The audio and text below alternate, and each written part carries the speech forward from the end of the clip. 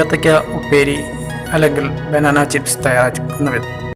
നമസ്കാരം, Malayalees media YouTube ചാനലിൻ്റെ പുതിയൊരു വീഡിയോയിലേക്ക് എല്ലാവർക്കും സ്വാഗതം. നമ്മളിന്ന് തയ്യാറാക്കാൻ പോകുന്നത് ബനാന ചിപ്സ് അല്ലെങ്കിൽ ഏത്തയ്ക്ക ഉപ്പേരിയാണ്.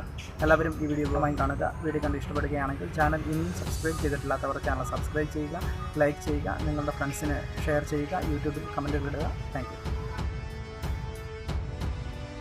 ആദ്യം നമ്മൾ കുറച്ച് ബനാന എടുത്ത് വൃത്തിയാക്കിയതിന് ശേഷം അത് ഇതുപോലുള്ള ഒരേപോലുള്ള കഷ്ണങ്ങളാക്കി മുറിച്ചെടുക്കുക. എന്നിട്ട് കുറച്ച് മഞ്ഞൾപ്പൊടിയും ഉപ്പും ഇട്ട വെള്ളത്തിലിട്ടതിന് ശേഷം ഓയിൽ വെച്ച് ചൂടാക്കിയതിന് ശേഷം അതുകൊണ്ട് നമുക്ക് കൈ കൊണ്ട് നിസ്സാരമായിട്ട് പറക്കി ഇടാവുന്നതാണ്. അതാണ് ഏറ്റവും സ്ത്രീകൾക്ക് ചെയ്യാൻ എളുപ്പമായത്. അല്ല മെഷീൻ വെച്ച് കട്ട് ചെയ്യാൻ പറ്റുന്നവരുണ്ടെങ്കിൽ എന്നിട്ട് കട്ടറുണ്ട് അത് മേടിച്ച് കട്ട് ചെയ്യാവുന്നതാണ്. പക്ഷേ ഇത് വീട്ടിൽ നമുക്ക് എളുപ്പവും ലളിതവുമായിട്ട് ചെയ്തെടുക്കാൻ പറ്റുന്ന ഒരു രീതിയാണ് നമ്മൾ തയ്യാറാക്കിയിരിക്കുന്നത്.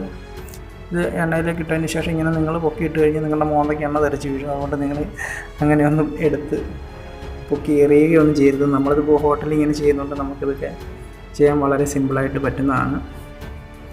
നമ്മൾ ഇങ്ങനെ ചൂടാക്കിയതിന് ശേഷം ഇതിലേക്ക് നമ്മളിപ്പം കുറച്ച് മഞ്ഞൾപ്പൊടിയും ഉപ്പും കലക്കിയതാണ് ഒഴിച്ചു കൊടുത്തത്. മഞ്ഞൾപ്പൊടി ചേർത്ത് ഈ ഏത്തയ്ക്കായ്ക്ക് നല്ലൊരു ചെറിയൊരു മഞ്ഞ കളർ കിട്ടുകയും കുറച്ച് ഉപ്പ് രസം ഈ ഏത്തയ്ക്ക ഫ്രൈക്ക് ഉള്ളിലേക്ക് പിടിക്കുകയും ചെയ്യും. അതിനുവേണ്ടിയാണ് നമ്മൾ ഇതിലേക്ക് കുറച്ച് മഞ്ഞൾപ്പൊടി ഉപ്പും കലക്കിയത് ഒഴിച്ചു കൊടുത്തത്.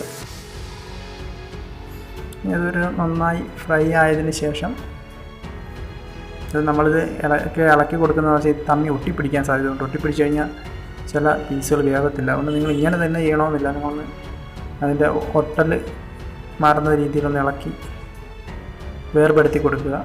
നമുക്കിത് കോരി വെച്ചതിന് ശേഷം അതിലേക്ക് കുറച്ച് ഉപ്പ് ചിതറി കൊടുക്കാം. ഉപ്പ് കുറവാണെങ്കിൽ അത് നല്ലൊരു ടേസ്റ്റിന് വേണ്ടിയാണ് കുറച്ച് ഉപ്പ് ചിതറി കൊടുത്തത്.